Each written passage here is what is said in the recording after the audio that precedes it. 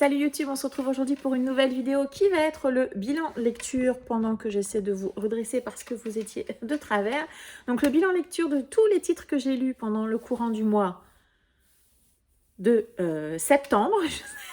J'ai bugué totalement, j'ai perdu mes repères temporels pendant quelques secondes.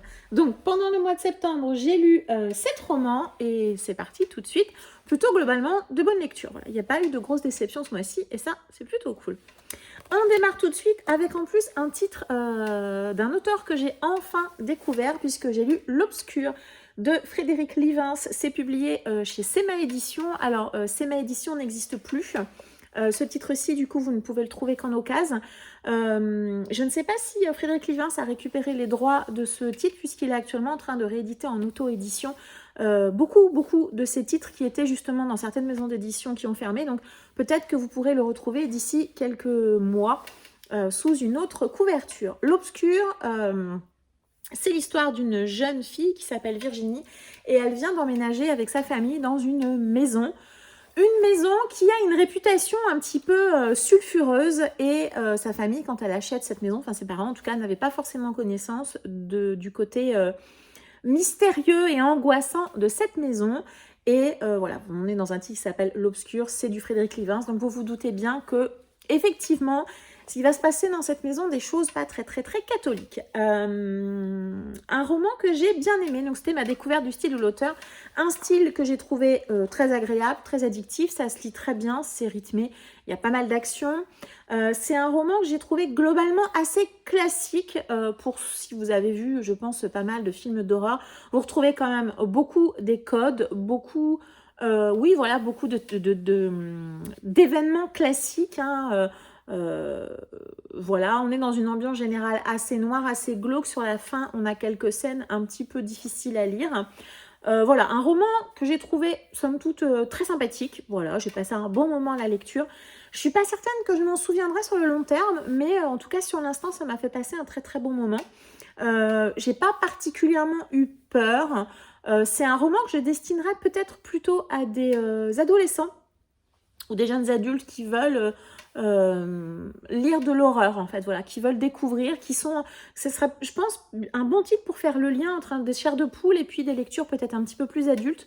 Voilà, c'était sympathique, je passe un chouette moment. Je vais continuer à découvrir du Frédéric Livens, bien évidemment, je vais pas me faire un seul avis sur un seul titre, mais c'était chouette, c'était sympathique. Voilà, je n'ai pas grand chose d'autre à dire de ce titre, si ce n'est que je suis plutôt contente de enfin avoir découvert cet auteur. Ensuite, j'ai lu un roman d'une autrice que je n'avais pas lu depuis un petit moment. J'ai lu Une forme de vie de Amélie Nothomb, publié au Livre de Poche. Un roman assez court.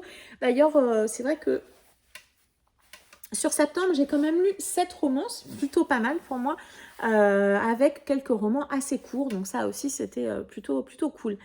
Donc ici, Une forme de vie avec une couverture absolument hideuse. On va suivre Amélie Nothomb dans une relation épistolaire qu'elle va créer avec une personne qui va lui écrire des États-Unis. Voilà, je vais m'arrêter à ça. Vous savez qu'avec Amélie Nothomb, souvent au niveau des résumés, on sait pas grand-chose, voire rien. Et je trouve que c'est très bien comme ça. Du coup, je me suis lancée dans cette histoire sans m'attendre à quelque chose en particulier. Comme souvent d'ailleurs avec Amélie Nothomb, j'accepte de me laisser porter par ce qu'elle me raconte sans en savoir beaucoup. Je ne m'attendais pas au sujet qu'elle va développer ici. Je me suis souvent posé la question par rapport aux différentes thématiques qu'il y a ici, si c'est un sujet qu'elle a inventé ou un sujet assez réaliste. La correspondance qu'elle va nouer est assez intrigante, très réussie. On retrouve dans ce roman le style de l'autrice. Alors si vous n'aimez pas du tout Amélie Nothomb, ça vous plaira pas, bien évidemment. Ici, je trouve que par rapport à d'autres que j'ai lus, c'est plutôt un bon Amélie Nothomb. Donc j'ai retrouvé, comme je disais, le style de l'autrice, cette manière qu'elle a d'écrire, ce style élégant, un style souvent avec des mots de vocabulaire que je suis obligée d'aller chercher parce que je ne connais pas, cette capacité à prendre des mots que personne n'utilise, que je la soupçonne parfois d'utiliser certains mots juste pour le son qu'ils ont à la prononciation. Il faudrait que j'aurais dû mettre des post-it ou souligner quand j'ai trouvé des mots improbables que je n'ai jamais vus, que je ne reverrai probablement jamais. C'était voilà, toujours sympathique. J'ai bien aimé le côté épistolaire qu'il y a dans cette histoire. On a donc des échanges de lettres qu'elle va faire avec une personne. J'ai bien aimé ces échanges de lettres. Je trouve que ça crée un espèce de suspense par rapport à l'histoire proposée, aux questions qu'on se pose, etc. C'était assez chouette. Il y a toujours des réflexions de l'autrice que je trouve assez intéressantes sur tout un tas de thématiques. Voilà, c'était une très très bonne lecture. Juste petit bémol, j'étais un petit peu déçue sur la fin, voilà. Mais globalement, je pense que je garderai un très très bon souvenir de ce titre-ci, Une forme de vie, que je vous recommande si vous n'avez jamais lu l'autrice. Voilà, c'est toujours... L'avantage d'un Amélie Nothomb, c'est que voilà, ça se lit super vite. Celui-ci, il fait 120 pages, donc ça se lit très très vite et ça se trouve quand même pas mal en occasion, parce que moi, la majorité des titres que j'ai de cette autrice, je les ai trouvés chez Emmaüs, en recyclerie. Enfin voilà, j'ai rarement acheté un Amélie Nothomb neuf. Mais voilà, c'était très cool et voilà, je vous le recommande celui-ci, franchement, parce que c'était très intéressant. Autre roman assez court, un grand classique du roman policier français, on va dire, j'ai découvert Sueur froide de Boileau et Narcejac. Ici, dans cette histoire, on va rencontrer tout au début de l'histoire un détective privé qui va être embauché par un homme qui est plus ou moins une amie connaissance. Et cet homme va lui demander d'espionner sa femme. Il a des doutes sur sa fidélité, il a des doutes sur elle, et donc il va... voilà, le départ de l'histoire, c'est ça, il va lui demander de suivre sa femme pour essayer de savoir ce qu'elle fait de ses journées, etc. J'ai bien aimé ce roman aussi, j'ai passé un bon moment. J'avoue que ça faisait longtemps que j'avais pas lu un roman avec un style un peu vintage comme ça, un peu, j'allais dire écrit à l'ancienne. Oui, c'est un peu ça. Je suis en train de chercher à quelle date a été écrit ce texte, parce que si ça se trouve, je me trompe.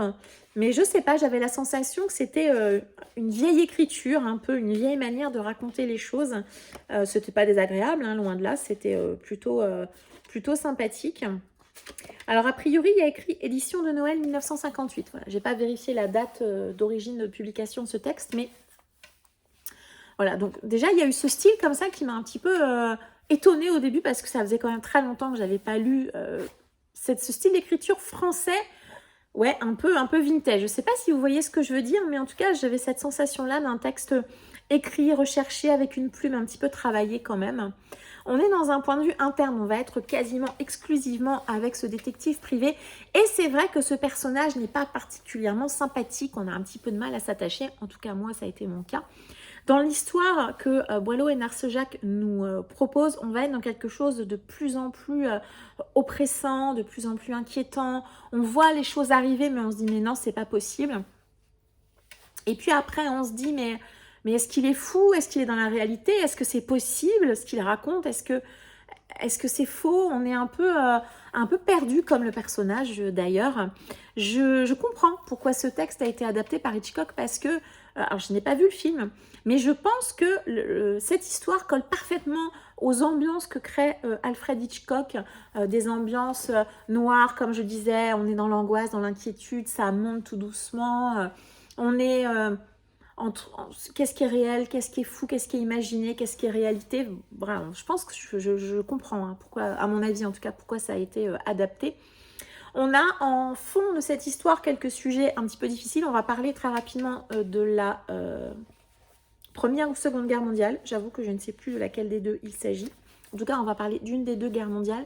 On va également parler d'alcoolisme un petit peu, forcément de relations de couple. Voilà, plusieurs sujets auxquels je ne m'attendais pas, mais c'est vrai qu'en même temps, en lisant ce titre, je ne savais pas grand-chose en fait. Je l'ai choisi pour le côté adapté en film. Donc c'est vrai que, mis à part le fait que c'était un grand classique de la littérature policière française, je ne savais pas grand-chose. Je suis très contente d'avoir découvert Boileau et Narcejac. Je pense que je les relirai parce que globalement, j'ai bien aimé l'ambiance de ce titre. C'était agréable à lire. Ça s'est lu très très vite, mais en même temps, c'est un petit titre. Mais j'ai bien aimé la qualité de l'écriture en fait, et cette manière de raconter l'histoire un petit peu old school. C'était très chouette, je suis ravie de l'avoir découvert, et à l'occasion, je pense que je relirai de ces deux auteurs, puisque comme je disais, j'ai passé un très bon moment. Ensuite, j'ai lu 5 cartes brûlées de Sophie Loubière. C'est publié chez Je crois que j'avais galéré hein, déjà dans la palle à vous trouver quelle était la maison d'édition. Je crois que je vous dis France Loisirs, mais c'est pas du tout France Loisirs. Ce sont les éditions de Noël. Je sais pas si c'est Fleuve Édition ou les éditions de Noël. Je ne sais pas. Bref, c'est 5 cartes brûlées de Sophie Loubien. Ici, on prend une astuce narrative que j'aime beaucoup, puisque au début de l'histoire, dans le tout premier chapitre, on va assister à un meurtre. Hein. Une femme va tuer un homme dans un hôtel suite à une soirée ou une nuit, on ne sait pas trop, très très animée, on va dire ça comme ça. Je pense que vous voyez ce dont je parle. Donc, ils passent la nuit ensemble et le matin, elle tue l'homme. Donc, on démarre sur ça et puis on va repartir dans le passé et on va remonter le temps pour arriver jusqu'à cet événement-ci. Qu'est-ce qui s'est passé exactement? Pourquoi ça s'est passé? Pourquoi cette femme a tué cet homme? Et voilà. Donc, c'est le deuxième roman que je lis de Sophie Loubiard, puisque j'avais lu L'Enfant au caillou qui avait été un très beau coup de cœur. Et donc j'étais curieuse de découvrir l'autrice, puisque forcément quand on a un coup de cœur comme ça, on a envie de relire l'autrice. Et déjà, je confirme que j'aime beaucoup la plume de l'autrice. Je vais continuer à lire Sophie Loubiard, puisque j'ai passé un très très très bon moment avec ce titre. On a une structure un petit peu spéciale. Donc on remonte le temps, comme je vous l'ai dit. On a des chapitres très très courts. Voilà, donc on a là un extrait de journal de presse. Et puis on a différentes parties de la vie d'un personnage. Là, par exemple, on est sur le 7 de cœur entre 1979 et 1993. Donc, chaque partie comme ça, elle est découpée avec une carte de jeu de cartes. On a des parties d'histoire. Là, on a une partie, alors on ne sait pas trop si c'est un journal intime ou pas, ou si on est juste dans la tête d'un personnage. Voilà, on va avancer comme ça tout au long de différentes périodes.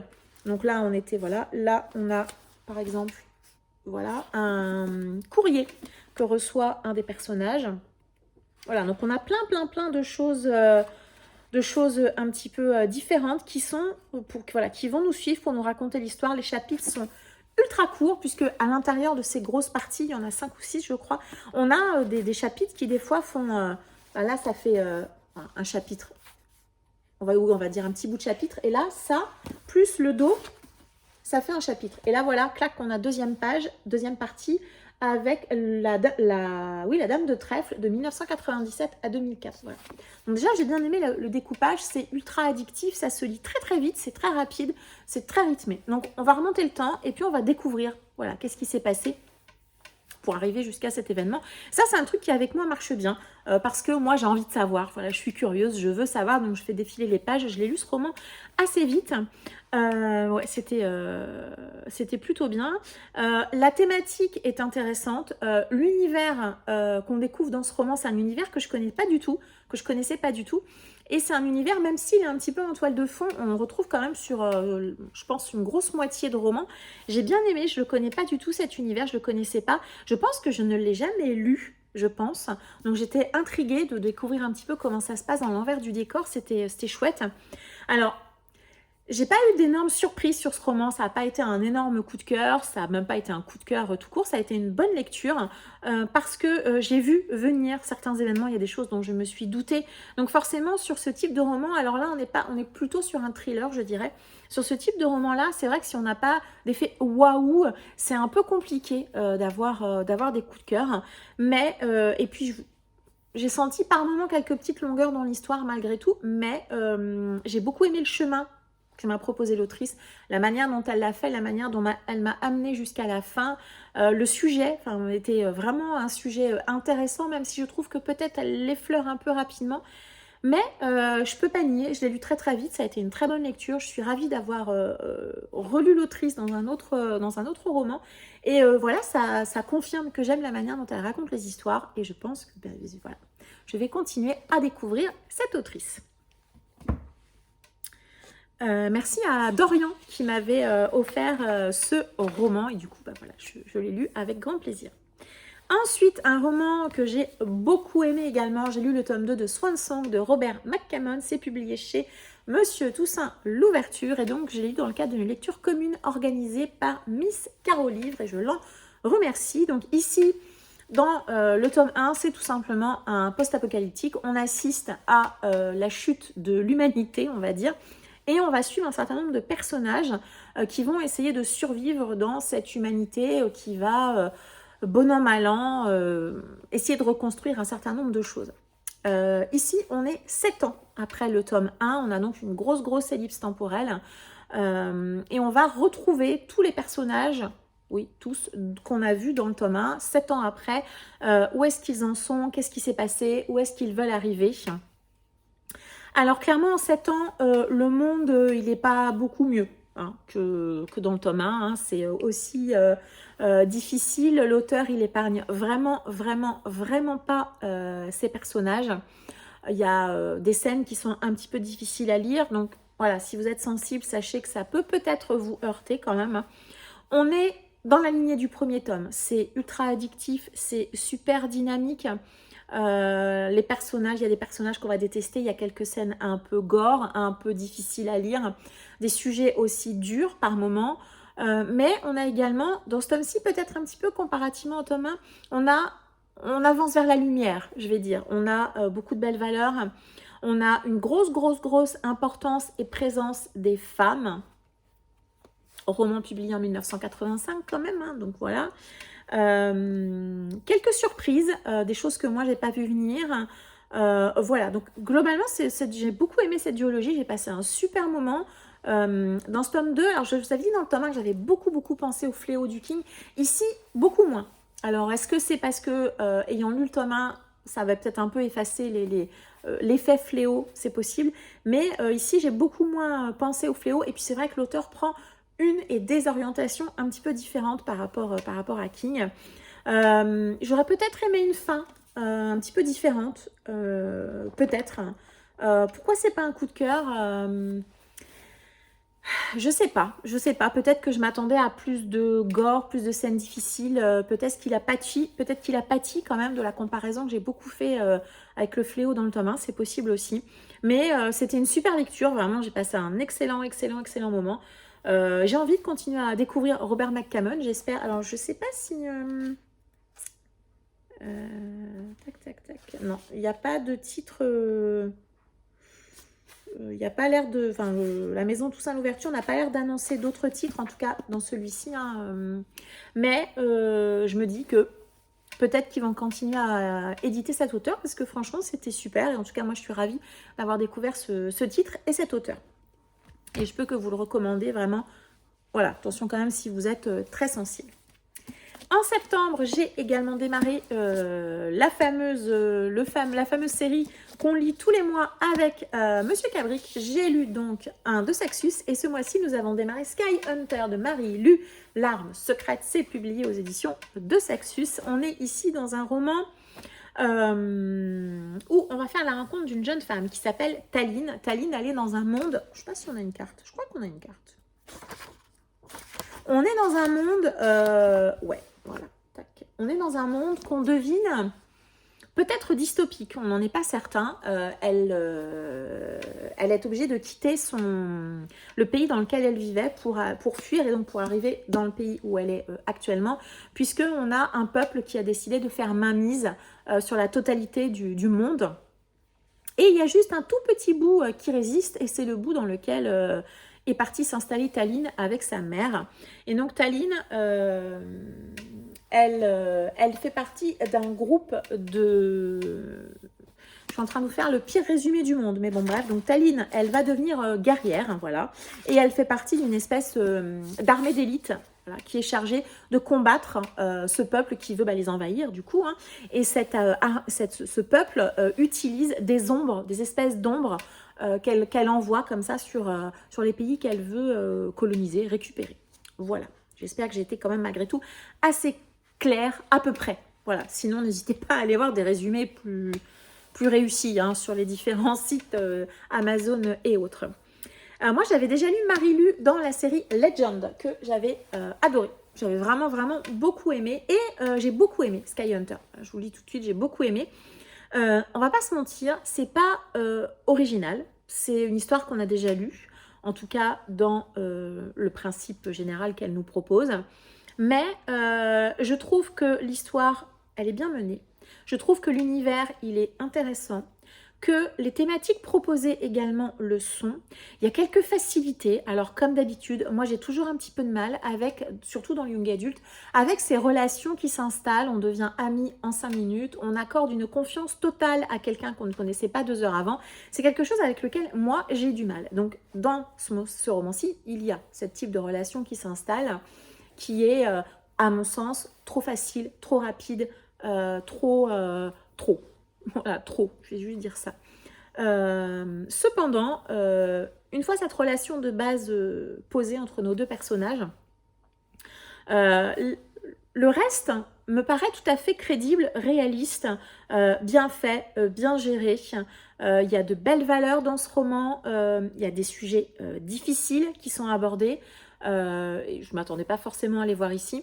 On va notamment avoir un sujet que j'ai pas forcément beaucoup vu en young adulte, mais bon, c'est vrai que j'en lis peu par rapport à une époque.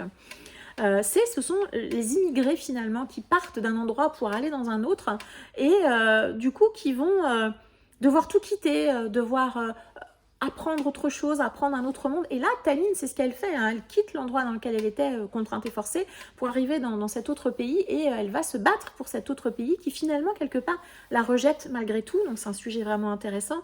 Quelques sujets, comme je disais, intéressants. Je ne vais pas forcément vous le dire parce que c'est un petit peu dommage de déflorer trop l'histoire, de belles valeurs. J'aime bien la manière dont l'autrice, elle propose son histoire, la manière dont elle la construit, la manière dont elle nous la propose, parce qu'elle ne ménage pas ses personnages, je trouve. Les personnages souffrent, c'est parfois difficile pour eux. L'univers, il est dur dans lequel sont nos personnages. Alors oui, c'est pas forcément original, c'est peut-être une histoire qu'on a déjà vue, mais avec moi ça marche. Comme je disais, je trouve que c'est bien fait et j'avais beaucoup aimé Legend et je vais bien avouer que ce tome 1 m'a beaucoup plu. Donc voilà, je vais lire le tome 2 bien évidemment. Je crois qu'avec Dorian, on se l'est prévu sur décembre. Bien évidemment que je lirai la suite et que je vais continuer à découvrir l'autrice. J'aime bien, voilà, j'aime bien ce qu'elle propose et voilà. Et d'ailleurs, je n'en attendais pas forcément de l'originalité quand je l'ai démarré, mais voilà, c'était bien fait, bien mené, bien construit, des personnages attachants, des personnages qui souffrent, qui en prennent plein la tête, voilà. Et je trouve qu'il y a aussi des décisions qu'ils prennent qui me paraissent logiques et cohérentes, et c'est pas toujours le cas non plus en young adulte. Voilà, moi je trouve que c'est un titre de qualité, et bah voilà, je découvrirai le tome 2 avec grand plaisir pour découvrir la suite des aventures de Taline.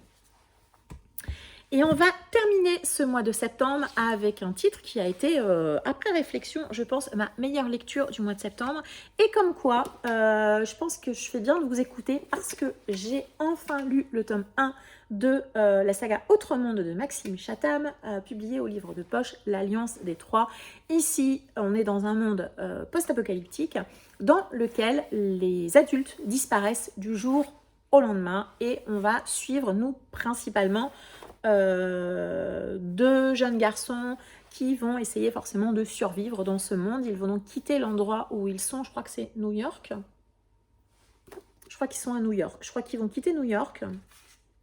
Si je ne me trompe pas. Je ne sais pas si c'est dit. Ouais, si c'est ça. Ils sont à New York. Et donc, ils vont quitter New York pour aller dans un autre endroit.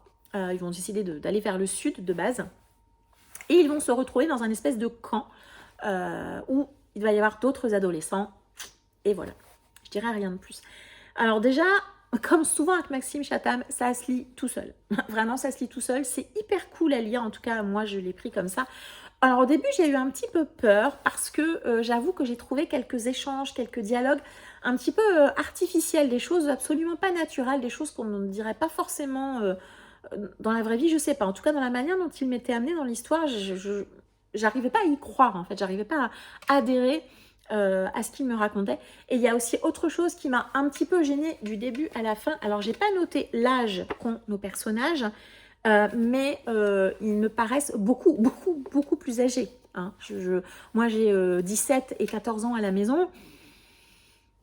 Je suis un peu surprise qu'ils parlent et qu'ils se comportent comme ça. Bon, après, je me dis, bon, c'est une apocalypse, tout ça, ça fait grandir d'un coup, ok. Mais il y a quand même des fois où j'étais un petit peu gênée. J'étais obligée de me dire non. Disons, je te rappelle, ils ont une quinzaine d'années. Voilà, j'ai eu un petit peu de mal à y croire. Mais voilà, ça n'a pas perturbé non plus ma lecture plus que ça, puisque c'est, je pense, clairement ma meilleure lecture du mois de septembre, malgré ces 2 petits défauts. Alors, il y a beaucoup d'actions, on ne s'ennuie pas. Les événements s'enchaînent. À chaque nouvel événement, on a une nouvelle interrogation, des nouveaux questionnements, quelques réponses, mais pas mal de questions, de doutes, d'interrogations. Voilà, à nouveau, de belles valeurs qui sont mises en avant. J'ai beaucoup aimé l'univers. Vraiment, on sent que l'auteur, il va nous proposer un univers qui me paraît riche et dense et super intriguant.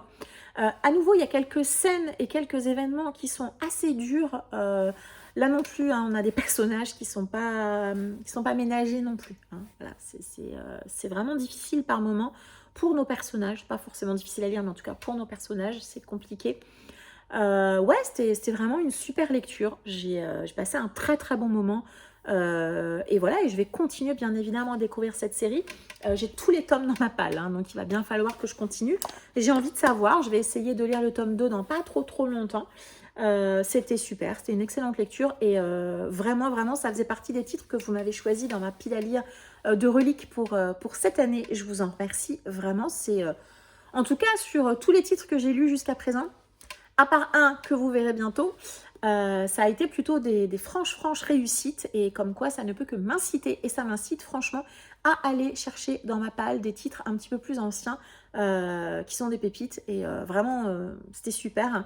Et aussi merci également à tous ceux qui m'envoient des petits messages sur Instagram à chaque fois que je sors certains des titres un petit peu plus anciens. C'est super agréable et super appréciable d'échanger avec vous sur des titres un petit peu plus vieux. Voilà, moi je trouve ça plutôt cool et ne serait-ce que pour ça, je compte bien poursuivre cette série, mais c'était super cool.